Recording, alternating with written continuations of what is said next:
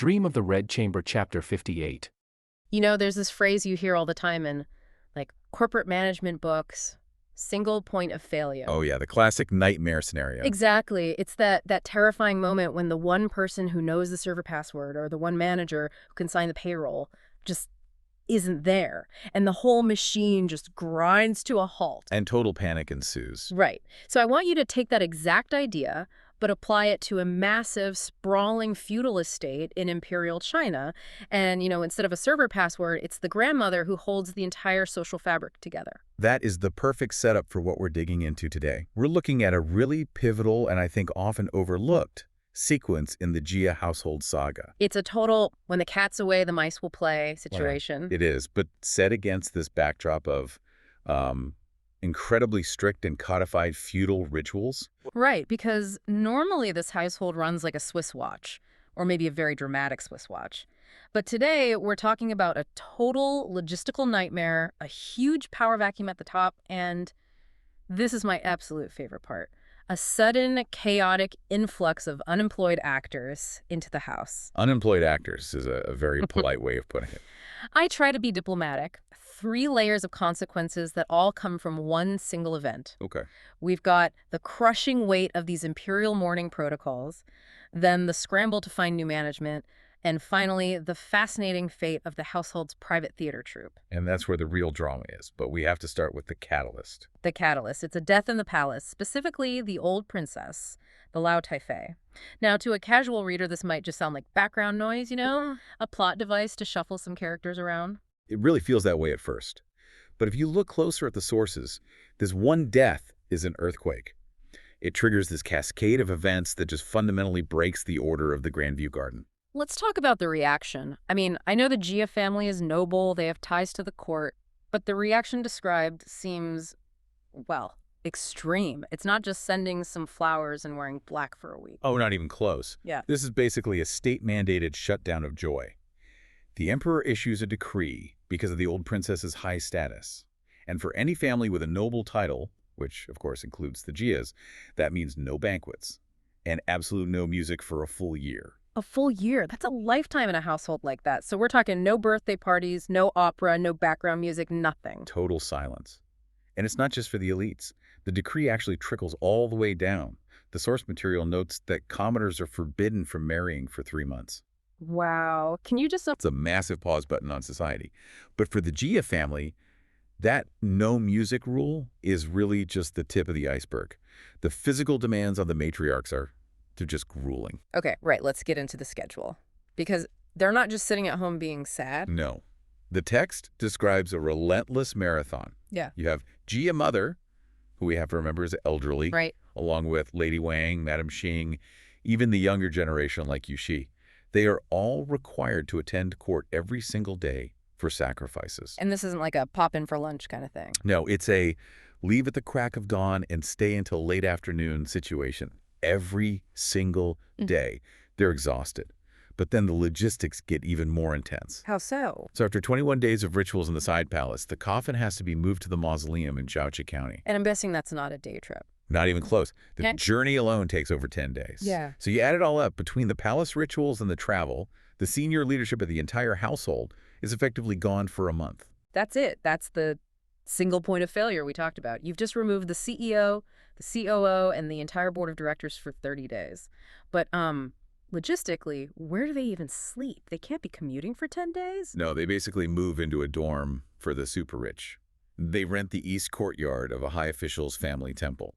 It's a nunnery, essentially. A nunnery. That feels like a big shift from the mansions. Well, it's described as very clean, lots of rooms. Mm-hmm. And here's an interesting detail from the sources.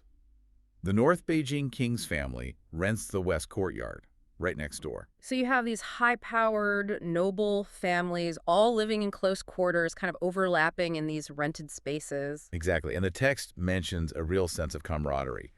They're eating together, traveling together, probably complaining about the schedule together. Mm-hmm. It actually solidifies their alliances. It's like a bonding retreat, just under very grim circumstances. So while the adults are off at their morning retreat bonding with other royals, the home front is just wide open. Wide open and totally vulnerable. Okay, let's look at that home front. The power vacuum is real. Gee, mother, gone. Lady Wang, gone. Even Jia Zhen and his wife are supposed to go. That leaves. Who is actually steering the ship? This is where they have to make some really strategic, really quick decisions. They can't just leave the mansions empty. So a plan is made for Yushi, the wife of Jia Zhen from the Ning mansion. Now, Yushi is usually pretty low profile, isn't she? She's not a powerhouse like Phoenix Wang's Feng, who normally runs the show. Very understated. But she has the perfect excuse to stay behind. It's reported that she's pregnant. A convenient pregnancy. Well, convenient or not, in this society, producing an heir is everything. So because of her condition, she gets excused from the difficult funeral procession. She stays behind to manage both the Ning and the Rong mansions. That's a massive job for one person. You're managing hundreds of servants, supply lines, security. How does she even handle it? Surprisingly well. But her style is completely different from Phoenix. Phoenix governs with fear and, intense micromanagement. She is more of a quiet administrator. She handles the daily roll call to keep people accountable, but she's not a tyrant. She's not trying to make enemies. Not at all. She doesn't abuse her power. Her main focus is just logistics, supply chain management, really. Making sure the seniors at the temple have their food, their specific items, their comforts. She keeps that lifeline open. So Yushi is the interim CEO, just keeping the lights on. But she can't be everywhere. And you still got a garden full of teenagers, Baiyu, Dayu, all the cousins who need supervision. You can't just leave them alone for a month. Oh, that would be a complete recipe for disaster. So the family brings in a ringer, and Sue. Bao Chai's mother. Yep. She's brought into the garden specifically to supervise the younger generation. But this move actually sparks this surprisingly complex debate about, of all things, real estate. Where is she going to sleep? I love this part of the source because it really does feel like a logic puzzle. Liu Ran is busy, Tantun is dealing with her biological mother, Zhao, and her brother, which is a whole other headache. And the other places are just too small. So the decision is made, and this is so crucial for the character dynamics, for Aunt Shu to move into the Bamboo Lodge. The Shak Xiangguan, that's Lin Daiyu's place. It's a fascinating pairing, isn't it? You have Aunt Shu, this maternal, steady, sort of worldly figure, moving in with Daiyu, the hypersensitive, often isolated, emotionally fragile poet. And Daiyu is usually so prickly. How does she handle having a roommate? It ends up being one of the most heartwarming parts of this whole section. You have to remember, Jia Mother specifically entrusted Daiyu to Aunt Shu's care before she left. And Aunt Shu takes that very seriously. She doesn't just supervise them. No, she nurtures. She manages Daiyu's food, her medicine, her daily schedule. It sounds like the kind of mother figure Daiyu has been missing since she first came to the house. Precisely. And Daiyu, who is usually so guarded, she just completely melts. The text says she's deeply moved. She starts treating Aunt Sue like a real mother and looking at Bao Chai and Bao Qin not as rivals, but as actual sisters. It's a rare moment of, I guess, emotional stability for her. It is. And it brings Jia Mother great relief when she hears about it. It's sort of the calm before the storm. Because while these emotional bonds are tightening in the Bamboo Lodge, the entertainment department is being completely dismantled. Okay, let's get to that third layer, the theater troupe. This is where things get really interesting sociologically. And it all comes back to that initial decree. No music. If you can't have music, you don't need musicians. And if you can't have entertainment, well, you don't need a private theater troupe.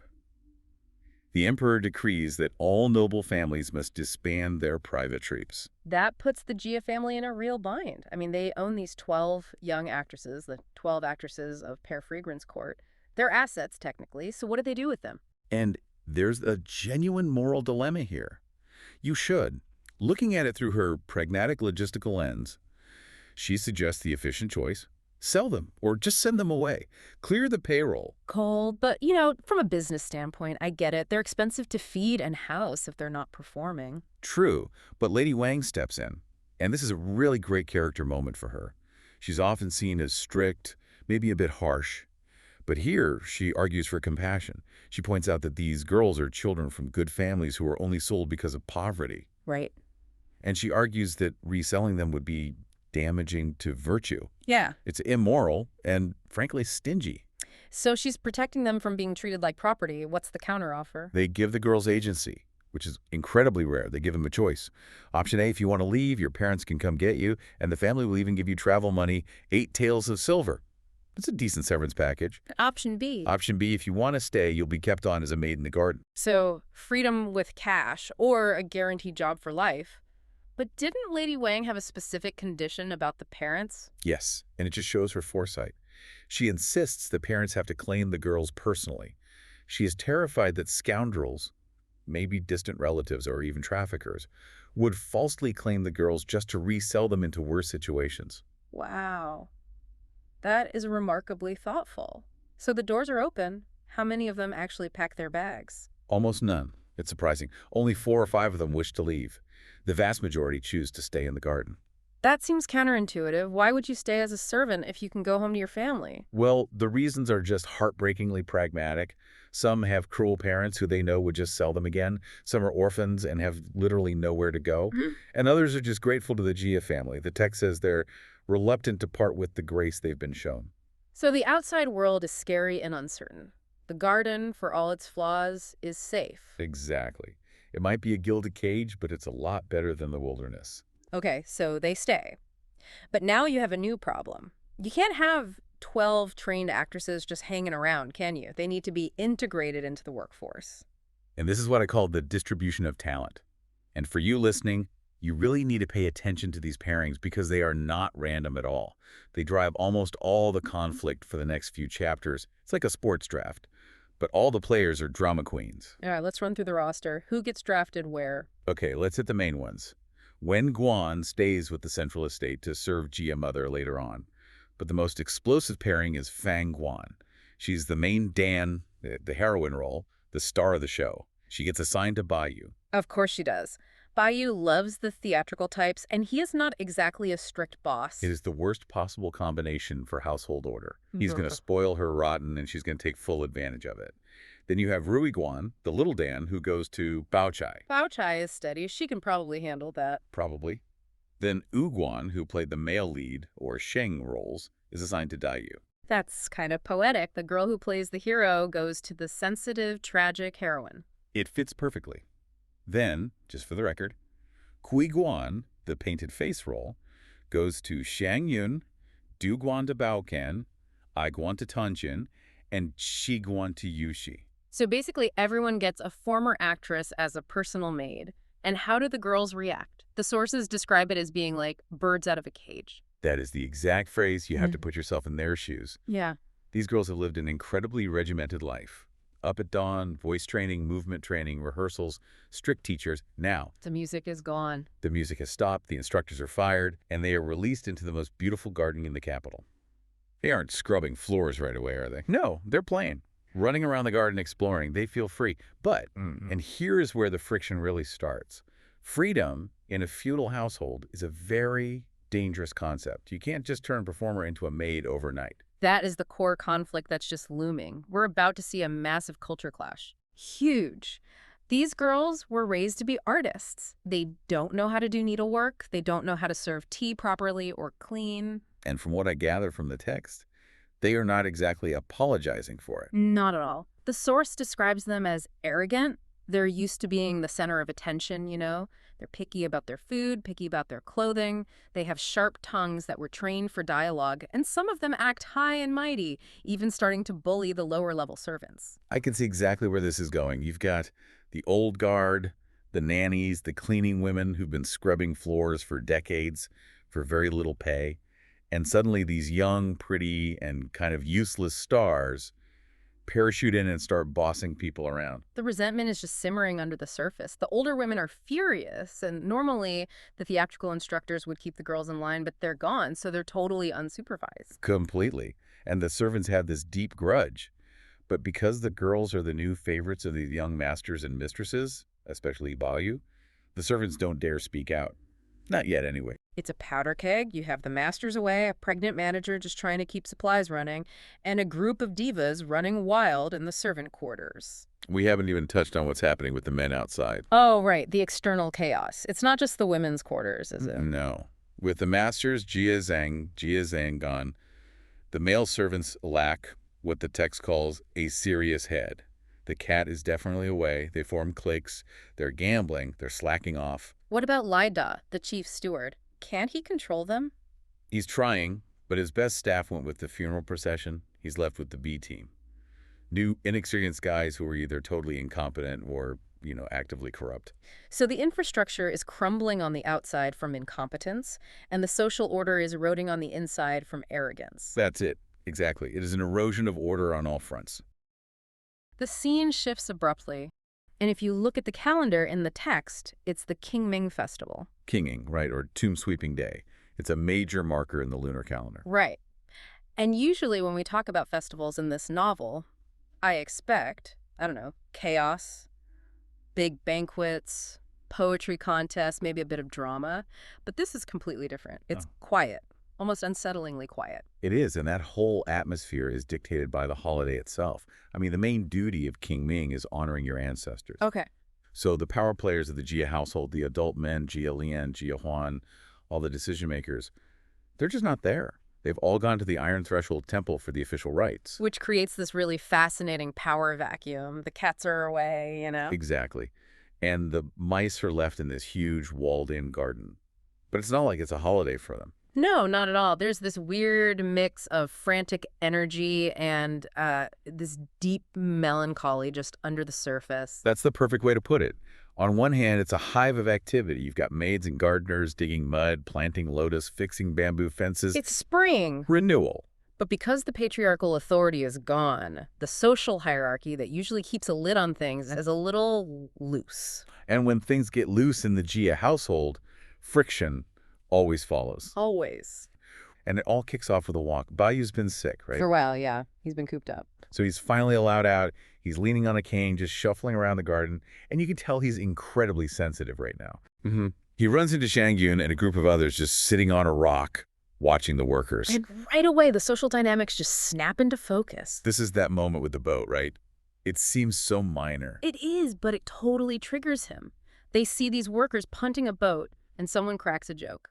Kick that boat out. They're coming to fetch Lin Daiyu. To a casual reader, that sounds like, I don't know, nonsense. A little tease. But in the context of this book, that is a loaded grenade. Because fetching implies she's leaving for good. It's huge. It's a joke about marriage and separation. Fetching Daiyu means she's being taken away to be married off or sent back to her family in the south. And everyone laughs, it's just banter. But by you. Yeah. He goes beet red. Can handle it. He can't even handle the implication. So he's feeling all raw and fragile, and he just wanders off. He has to get out of that conversation. And that's when he finds it. This is where we hit the first big analytical anchor of the apricot tree. He stumbles upon this tree behind a rock. So paint the picture for us. What's he looking at? Well, you have to remember the season. It's late spring, the famous apricot blossoms, all those white and pink flowers poets love. They're gone. They've already fallen. Yeah. The tree is now covered in these thick green leaves and thousands of these tiny, like, pea-sized apricots. And Bayou looks at this healthy, productive tree, and instead of thinking, oh, great apricots, he just spirals into depression. He quotes that line, "Green leaves create shade, and branches are full of fruit." Which to you or me or a farmer, that sounds like a good thing, a bumper crop. Success. The tree is doing its job. But to Bayou, it's a tragedy. Okay, so why does fruit make him sad? Is it just that he likes flowers better? It's way deeper than just aesthetics. He's connecting botany to biology. Specifically, the biology of the women around him. He's thinking about a character named Xing Xian, who just recently got engaged. So, apricots equal engagement. Help me connect the dots. In Bayou's mind, yeah. He sees the flower stage as, like, the peak of existence. It's purity, youth, freedom, beauty. And the fruit stage. That's utility. That's reproduction. He looks at those little apricots and thinks, the flowers had to die for the fruit to live. And he maps that directly onto Xingxiang. Yeah. He imagines her getting married, having children, and he sees her with hair like silver, face like withered wood. That is such a brutal fast forward. He jumps from wedding day straight to old age. Because for him, marriage is the beginning of the end. It's the moment a woman stops being this sort of celestial being in the garden and becomes a functionary in the household. Like the older servants he can't stand. Exactly. He believes that once you become useful to society producing heirs, managing a house, you lose your entire essence. It's a total rejection of adulthood. And then to make it even worse for himself, a bird shows up. The bird is so crucial. It shows us exactly how Baoyu's mind works. A bird lands on the branch and starts chirping wildly. Okay, so a normal person thinks, it's a bird, singing. But Bayou convinces himself the bird is confused. He thinks the bird is looking for the flowers that used to be there, and it's crying because they're gone. That is peak projection. He's writing a whole tragic backstory for a sparrow. It's extreme empathy, but it's also a kind of narcissism.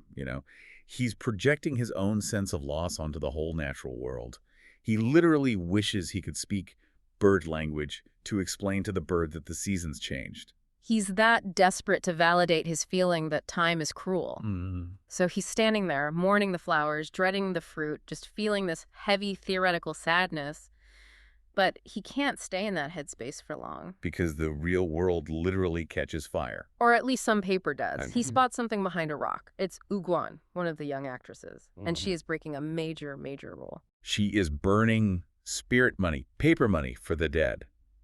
Now, we need to be clear about the stakes here. In the Grandview Garden, this is absolutely forbidden. It's a fire hazard. It's messy. But more than that, it's considered superstitious and vulgar to do it right there, in the master's beautiful landscape garden. It's a violation of the whole aesthetic. And she gets caught. Not by Bayou, he's just watching, but by one of the older servants, a supervisor. And this woman just goes nuclear. She sees a chance to exert some power. Totally. She threatens to drag Uguan to the grandmothers. And this isn't a light threat. This means public humiliation, probably a physical beating. And getting kicked out of the garden. Yeah. The woman is shouting, saying Uguan is looking to die. And this is where Bayou just flips a switch. He stops being the sad poet and becomes the protector. And how he does it is amazing. He doesn't just pull rank and say, stop. No, he lies. He invents this incredibly elaborate on-the-spot mythology. It's a stroke of pure genius. He steps out and tells the old woman, wait, she's not burning it for herself. I told her to do it. But he doesn't just say, I ordered it. He creates this whole theological justification to scare her off. Exactly. He says he had a dream the night before. And in the dream, the apricot flower spirit... Calling back to the tree. Yes. The spirit visited him and demanded paper money to cure his illness. But, and this is the key part, the condition was that a stranger had to burn it, not someone from his own house. That little detail makes it sound so real. But he also plays the sick card really, really hard here. Oh, that's his trump card. Yeah. He knows these older servants live in fear of two things, the supernatural and the masters. Right. So he tells her, if you report this, you are interfering with the spirits and stopping my recovery. I'll tell the old matriarch you're trying to curse me. Ooh, that is cold. And brilliant. He completely flips the script on her. Yep.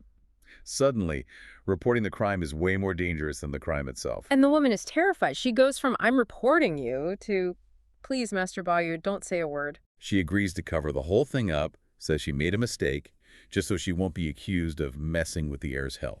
So the woman scurries off. Uguan is safe. But now Bayou turns to her and asks the obvious question. Who was the money really for? And this is one of the most touching moments in the chapter. It needs a little unpacking. So Uguan says it's a secret. It's a secret. It's for a specific person who passed away, but she won't say the name. She tells Bayou that only she, Fang Guan, and another actress, Rui Guan, know the truth. And the implication here is this fake phoenix situation. We should probably unpack that for a minute. Fake phoenix is a term that's often used to describe the gender dynamics within these all-female opera troupes. I mean, you have to remember, these girls grew up acting. Some played women, but some played men. The Xiaosheng roles. And Uguan often played the young male lead. Right. But the implication is that she developed a real romantic bond with the actress who played the female lead. Like they were living out the romance they performed on stage. The text strongly implies Profound partnership that mimics that husband-wife dynamic, all created within the confines of the garden. So when she burns that money, she is mourning her wife, her partner. it's this queer space carved out right in the middle of this rigid Confucian family. Yeah. And what's so critical here is Baoyu's reaction.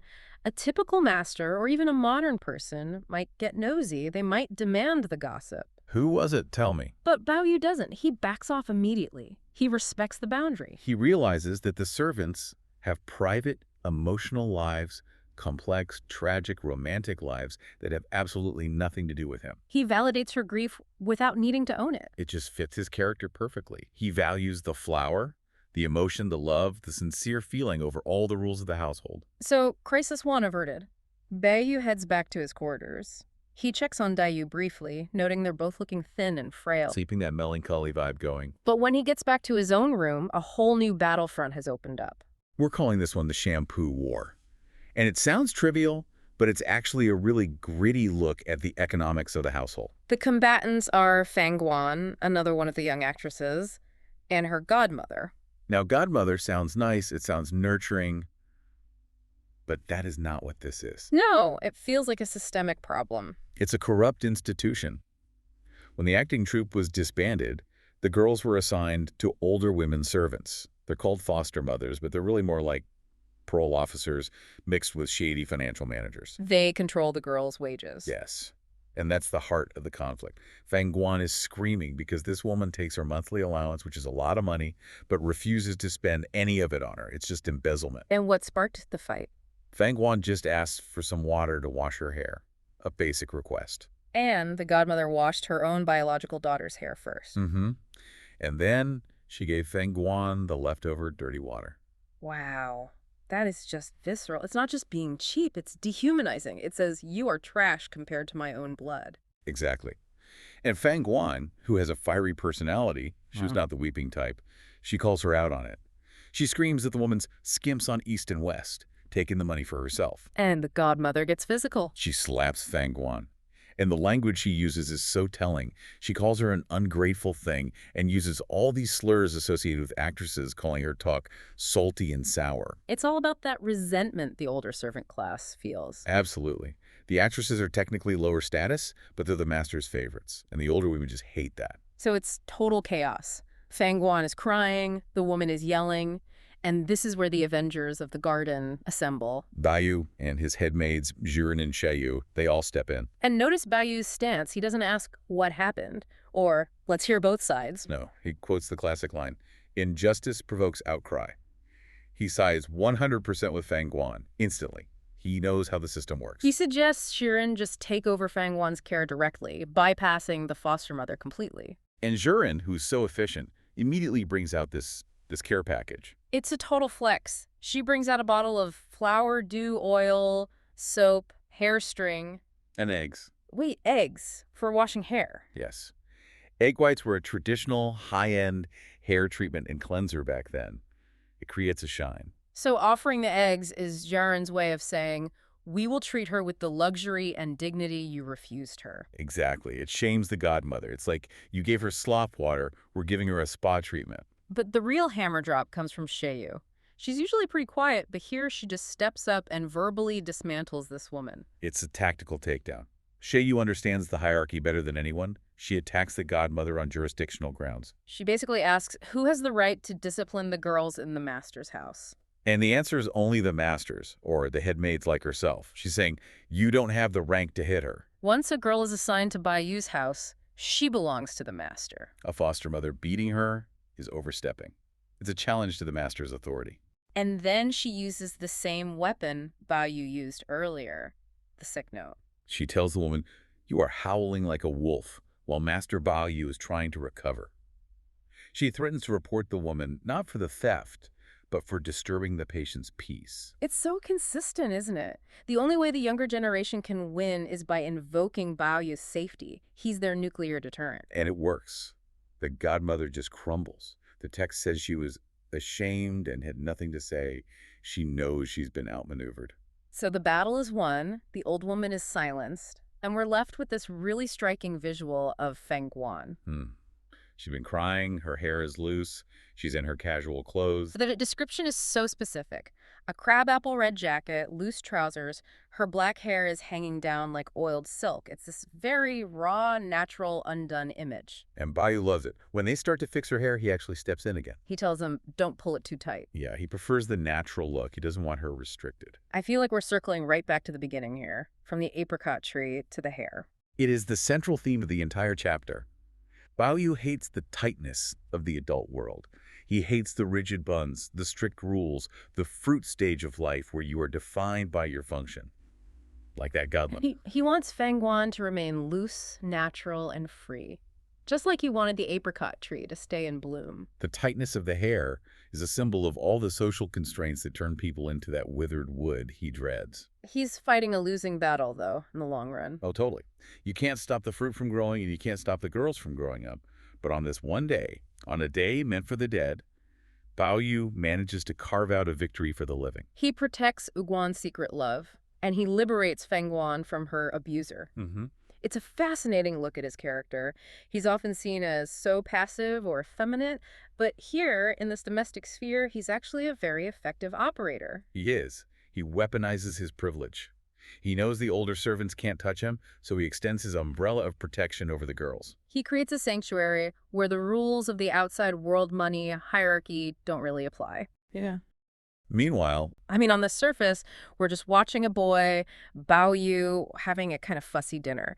But if you look closer, and we've pulled a few sources on this, you're actually looking at a manual for social warfare. social warfare involving soup, which is my favorite kind. Of course. But seriously, looking at the outline, it feels we have two missions. First, we have to navigate the etiquette of the inner chambers, this high-stakes world of who is allowed to touch what. It's all about boundaries. And second, we have to uncover this secret, almost subversive emotional life of the young actresses living in the garden.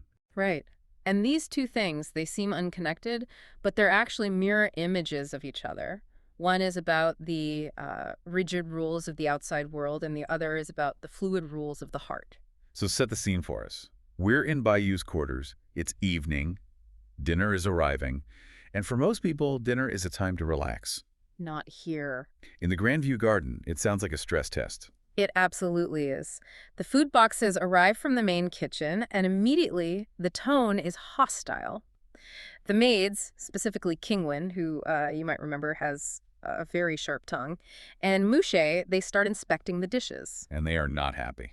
Not at all. They're not impressed. I noticed that in the text, they complain the kitchen only sent 4 dishes. It's too salty, or it's too simple. Is this just them being picky, or is something else going on? It's definitely a power play. You have to understand the layout here. The kitchen is a separate department.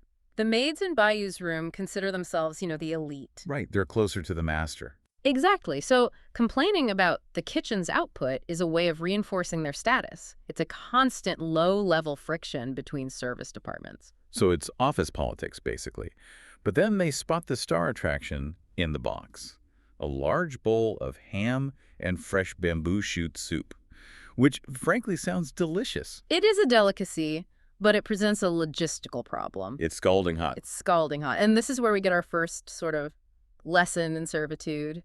Bao Yu takes a sip, burns his tongue, and shouts out. And Jiren, his chief maid, basically the manager of his entire life, she jumps in, but she doesn't just cool the soup, she turns it into a training seminar. She does. She targets Feng Guan. Now, we need to remember who Feng Guan is. She's a young girl who was originally an actress in the family's private theater troupe. She's standing there, probably a bit terrified and unsure of what to do with this hot soup. Jiren demonstrates how to blow on it gently to cool it down. But listen to the instruction. Learn how to serve. Don't just stand there in a daze. Blow gently and don't spit in it. Don't spit in it. That is incredibly specific. It feels like micromanagement. It is, but it's also protective. Jiren is trying to teach her the inner rules so she doesn't get in trouble later. I see. However, this delicate training moment is about to be crashed by someone who definitely does not know the rules. Enter the foster mother. This is a crucial character for understanding the class analysis here. She's an older woman, a washerwoman.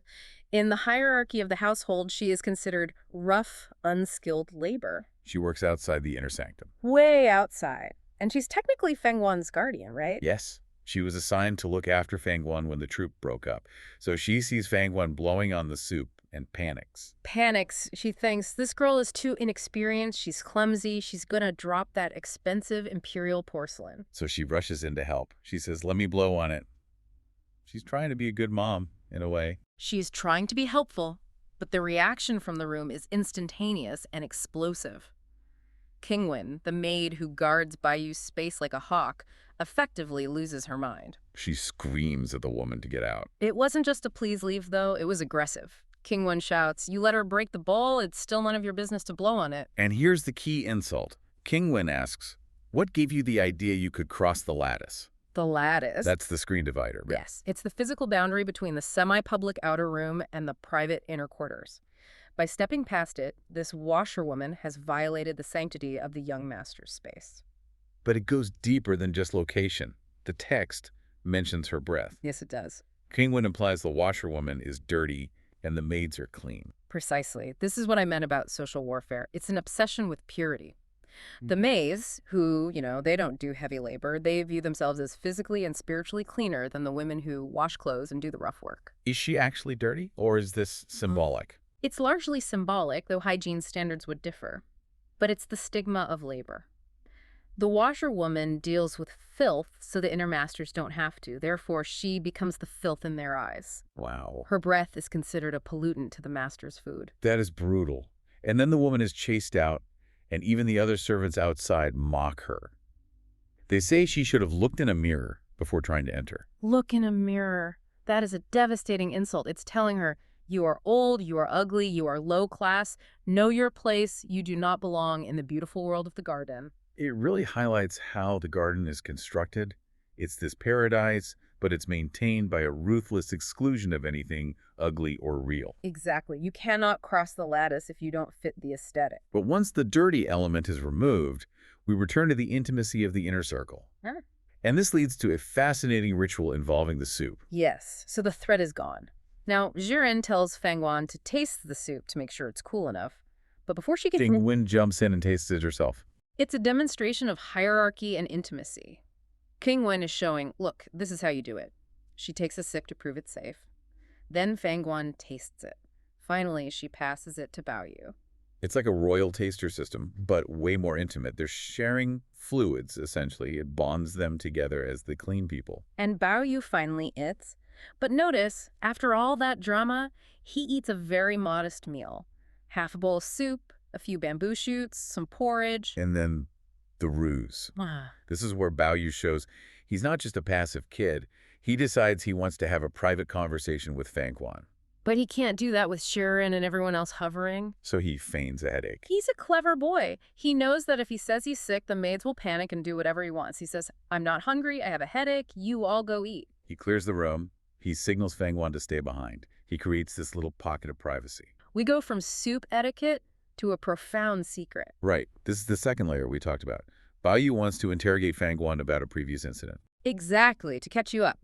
In a previous section, Baoyu caught another actress, Uguan, burning paper offerings in the garden. Now, burning paper money is a funeral rite.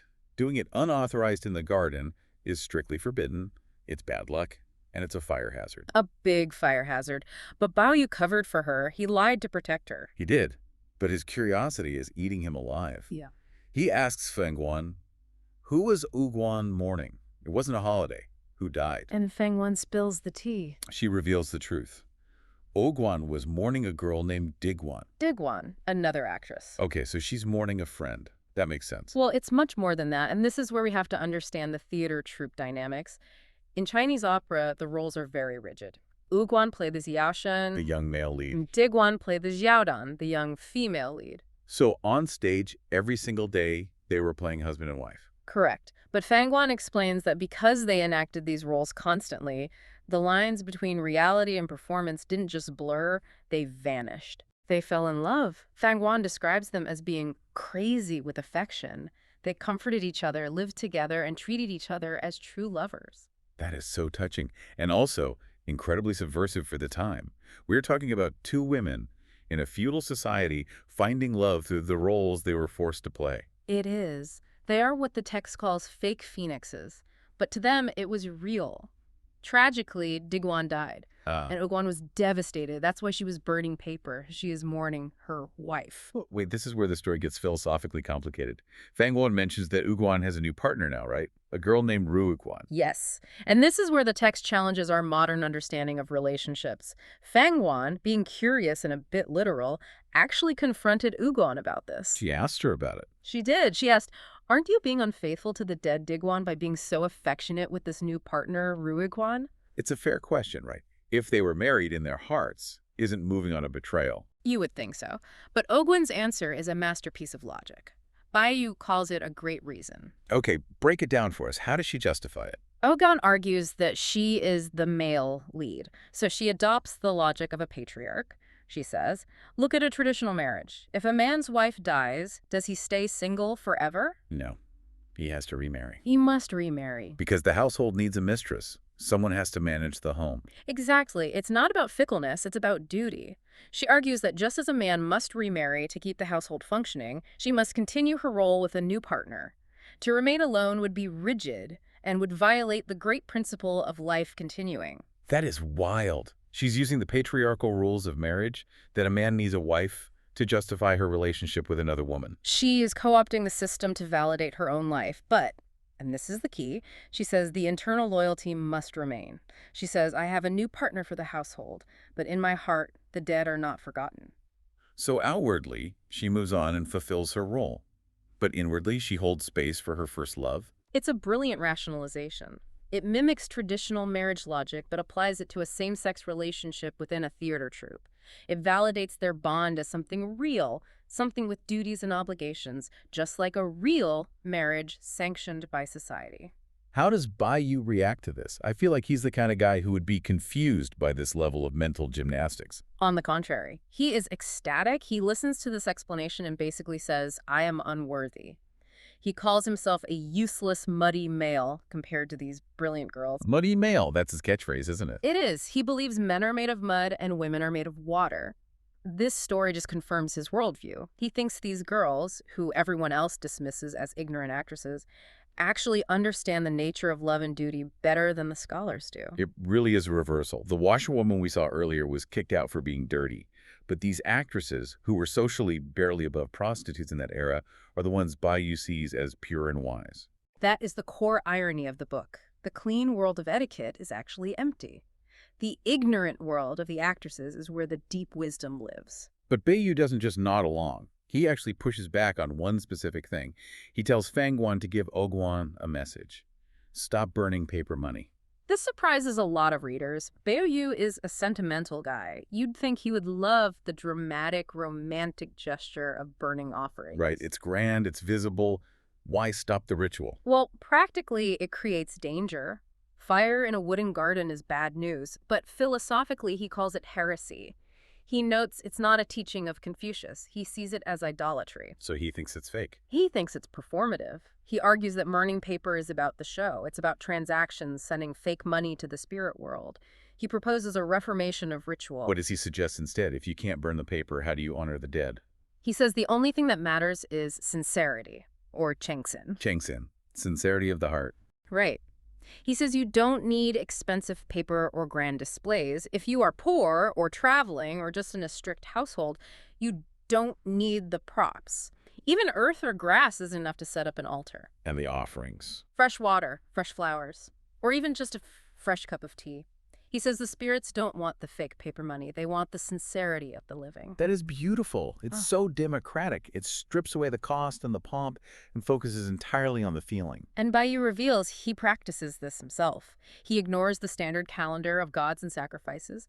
He sets up a simple incense burner and offers whatever is at hand, tea, fruit, water, to unknown spirits, based solely on when his heart feels moved. To unknown spirits? I love that. It's so personal. He's basically saying, I don't care what the calendar says I should worship. I'm worshiping what I feel connected to right now. Precisely. He's advising Ogwin that her love is validated by her heart, not by how much paper she burns. Yeah. It's a move away from performative ritual toward authentic emotional experience.